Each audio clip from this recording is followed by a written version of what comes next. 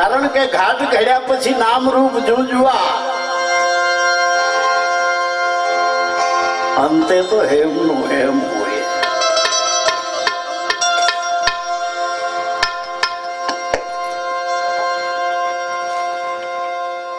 વાણી શરૂ કર્યા પહેલા દુનિયામાં ઉપર આસમાન, નીચે જમીન, વચ્ચે આપણા રહેનારા, આનું નામ છે મૃત્યુલોક. આ મૃત્યુલોકમાં જેટલા જન્મે છે એટલાને શરીર છોડીને જવું પડે છે. આ દુનિયામાં એ કઈ દી એવો નથી જાતો કે આજ કોઈ મર્યું નથી. આ જગતમાં એ કઈ દી એવો નથી જાતો કે આજ કોઈનું પાણી ઢોળ દાડો નથી. આ ચક્કર ફર્યા જ કરે છે. अभी चलती चक्की देख कर रहा कबीरा रोए, आ दो पड़केरी बीच में कबीर साबित रहा न कोई. जन्म અને મૃત્યુ મોટામાં મોટી જીવનની આ બે ઘટના છે. જન્મ અને મૃત્યુ. એક ઘટના ઘટી ગઈ છે, આપણો જન્મ થઈ ગયો છે. હવે એક ઘટના ઘટવી બાકી છે, મૃત્યુ. તો આ જન્મ અને મૃત્યુ એ બે વચ્ચેનો જે સમયગાળો ઈ છે આપણી જિંદગી. એ જિંદગીમાં આપણે એવું બનવાનું છે, જબ તુમ આયે જગત મેં જગ હસે તુમ રોય. હવે એસી કરની કર ચલો કે તુમ હસે અને જગ રોય. દુનિયામાં તારો જન્મ થયો ત્યારે તું રોતો હતો, દુનિયા હસતી હતી. હવે તું આ વચલા ગાળામાં તારે એવું બનવાનું છે કે તું હસતો હસતો મૃત્યુનો સ્વીકાર કરી લે. તારી પછવાડે હજારો લોકો તને યાદ કરે. તારા વર્તમાનમાંથી પ્રેરણા મળે, તારા શબ્દોમાંથી પ્રેરણા મળે, તારા જીવનમાંથી.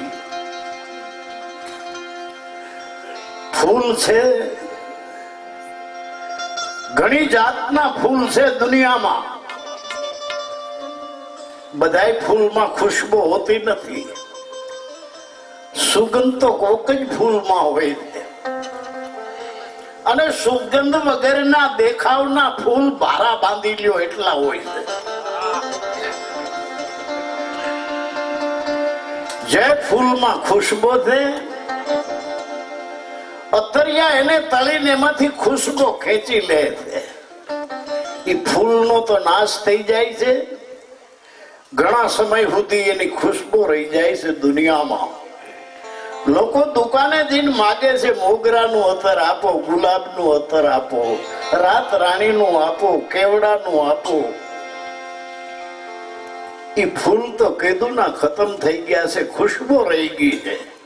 એમ જે સંતોની વાણી આપણે બોલીએ છે, એના શરીર રૂપી ફૂલ તો કેદુના ખતમ થઈ ગયા છે. એની વાણી રૂપી ખુશ્બુ આપણી પહેલા ઘણાએ લીધી, અત્યારે આપણે લઈ રહ્યા છીએ. આપણે નહીં હોઈએ ત્યારે ઘણા લોકો લેશે. હા, તો આવી ખુશ્બુ આપણામાં પ્રગટાવવા કરવું શું? કરવાનું મરવું મરવું હોવું કોઈ કહે, મરી ન જાણે કોઈ.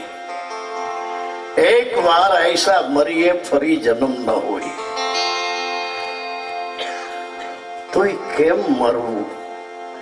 અખા જેમ તુંબડું માહેથી મરે. તુંબડું અંદરથી મરી જાય છે, બારે હાજુરીએ છે. અંદરથી તુંબડું મરી જાય છે ને બારે હાજુરીએ છે. ઈ તો તરે છે, એનો સહારો લેનારાને તારી સામે પાર લઈ જાય છે. મર્યા પહેલા કેમ મરવું? એક નાળિયેર ગડગડિયું છે, એક પાણી વાળું છે. ગડગડિયું શ્રીફળ છે, એને ફૂટ્યા પહેલા અંદર ને અંદર કાટલી છોડી દીધી છે, અંદર ગોટો ખોખડે છે. થોડો તો કાટલી ફૂટે છે, ગોટો આખે આખો સહી સલામત નીકળી જાય છે, ગોટાને કાંઈ અસર થતી નથી. પાણી વાળું નાળિયેર કાટલીની હારે ચોટ્યું છે, ચોહ લઈ ગયું છે. બે કાટલા કરો તો કાટલી છોડતું નથી. બબે 3 ઇંચના ટુકડા કરો તોય કાટલી છોડતું નથી.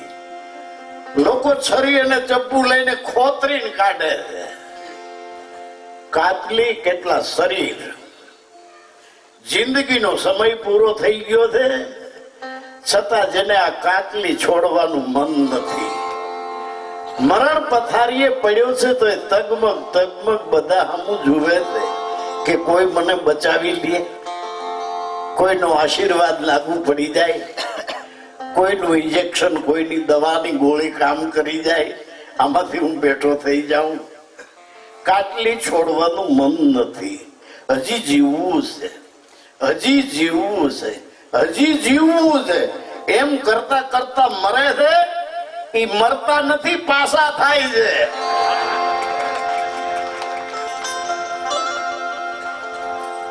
પરમાત્મા કોઈને જન્મ આપતો નથી, પરમાત્મા કોઈને મારતો નથી. આપણે એમ કહીએ ને કે જન્મ મરણ પરમાત્મા એની પાસે રાખ્યું છે. પરમાત્મા જો જન્મ આપતો હોય તો જેટલાના કુટુંબ નિયોજન કરી નાખ્યા ભલે આપે જન્મ. તો ટીકડા ખાઈ જાય, ગળા ફાંહો ખાઈ જાય, કુવામાં પડે, બળી મરે. હું એને ભગવાન મારવા આવ્યો? राम किसी को मारे नहीं, ऐसा निर्दय नहीं है मेरो राम, आप ही आप मर जाते हैं करके बुरा काम. મગજમાંથી કાઢી નાખવાનું કે જન્મ મરણ ભગવાને એની પાસે રાખ્યું. દુનિયામાં આપણે જન્મ્યા છીએ, આપણા આ શરીરને જગતનો કોઈ ભગવાન જીવાડતો નથી. આપણા શરીરને કોણ જીવાડે છે? આપણી અંદર શ્વાસ આવે છે, જાય છે, આવે છે, જાય છે. જીવને છે આ શ્વાસ તણી સગાય, પછી ઘરમાં ઘડીએ નહીં રાખે ભાઈ. કોઈ ભગવાન જીવાડતો નથી આપણા શરીરને. આપણા શરીરને જીવાડે છે આપણી અંદર શ્વાસ આવે છે, જાય છે, આવે છે, જાય છે. 1 મિનિટમાં 15 વખત આપણી અંદર શ્વાસ આવે છે, જાય છે, આવે છે, જાય છે.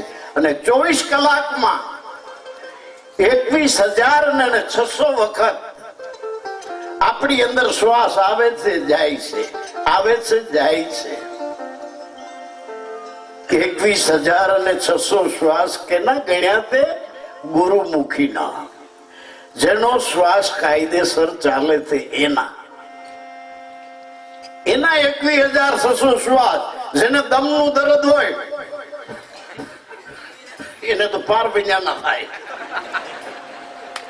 ઈ સિવાય આપણે બધા અધરહાએ જીવીએ છે. આપણે પૂરો શ્વાસ લેતા નથી, કારણ કે જીવવાનું નથી આવડતું.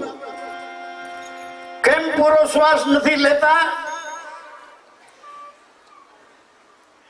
મનમાં યોજનાઓ ઘડીએ, મનમાં પૂરી કરવા હારું જોર કરીએ. મનમાં યોજનાઓ ઘડીએ, મનમાં પૂરી કરવા હારું જોર કરીએ. એટલે શ્વાસ પહોંચ્યો કે ન પહોંચ્યો, નાભીએ પહોંચ્યો કે ન પહોંચ્યો, અધરાધર પાછો વળી જાય. જેમ જેમ અધરાધર શ્વાસ પાછો વળે એમ એનું જીવન બેહોશીમાં થતું જાય. જેમ અધરાધર શ્વાસ પાછો વળે એટલો એ માણસ ક્રોધી હોય, એ અભિમાની હોય, એના મનમાં આઠે પોરી નસો રે હમ કિસી સે કમ નહીં. કાયદેસર શ્વાસ એનો હાલે છે જેનો શ્વાસ સીધો નાભીએ લાગે, નાભીએથી પાછો વળે, સીધો શ્વાસ નાભીએ જાય, ત્યાંથી પાછો વળે, એનો શ્વાસ કાયદેસર ચાલે છે. ઓહમ સોહમ શબ્દ નાભીથી ઉલટે અને શુન શિખર ગઢ જાય રે સુહાગીલાલ. આ અવસરમાં જેને સદગુરુ સેવા વસ્તુ આ દેહમાં બતાવી. 21,600 શ્વાસા ચાલે ઈ જાપ જંપા કહેવાય રે સુહાગીલાલ. આ અવસરમાં જેને સદગુરુ સેવા જેમ જેમ અધરાધર શ્વાસ પાછો વળે એમ એમ એના પેટમાં ખાડો પડે. આપણે જોઈએ તો આના પેટમાં કાળજાઈ નથી એવું લાગે. એને સીતો હુવડાવે પવાયેલો દાણા નાખો ખાડામાં ભરાઈ જાય, આવો પેટમાં ખાડો પડે. ધીરે ધીરે કડેથી વાંકો હોય, પછી બાય હોય કે ભાઈ, અને એનું મોત વેલું વેલું આવે. આપણી અંદર શ્વાસ આવે છે જાય છે, આવે છે જાય છે. શ્વાસ અંદર આવે ઈસે જીવન, શ્વાસ બારો જાય ઈસે મૃત્યુ. શ્વાસ અંદર આવે ઈસે જીવન, શ્વાસ બારો જાય ઈસે મૃત્યુ. 24 કલાકમાં 21,600 શ્વાસ નું મૃત્યુ થાય છે. આપણે બધા રોજ થોડું થોડું મરીએ છીએ. તો કરવું શું? વીજળીને ચમકારે મોતી પરોલ્યો પાનબાઈ, નહીં તો અચાનક અંધારું થાય. જોત જોતામાં દિવસો વયા ગયા પાનબાઈ. આ 21,600 ને કાળ ખાય. 24 કલાકમાં 21,600 શ્વાસ નું મૃત્યુ થાય છે. આપણે બધા રોજ થોડું થોડું મરીએ છીએ. રોજ થોડું થોડું મરતા મરતા આપણું બચપણ મરી જાય છે. રોજ થોડું થોડું મરતા મરતા આપણી જુવાની મરી જાય છે. રોજ થોડું થોડું મરતા મરતા બાલ શીર કે હુએ ધોલે, સફેદી આંખ પે છાઈ, કાળા વાળ ધોળા થયા. આંખની શક્તિ મરશે, નજર ટૂંકી પડશે.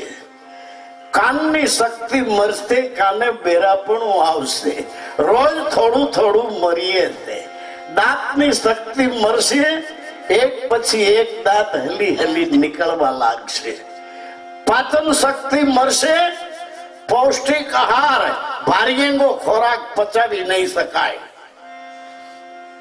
અને માનવીની 58 વર્ષની જયારે ઉંમર થાય, 58 વર્ષની ઉંમર થાય એટલે યાદ શક્તિ મરે છે.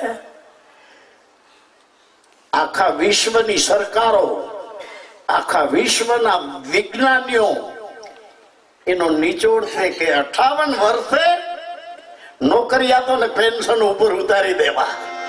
કારણ કે યાદ શક્તિ મરે છે.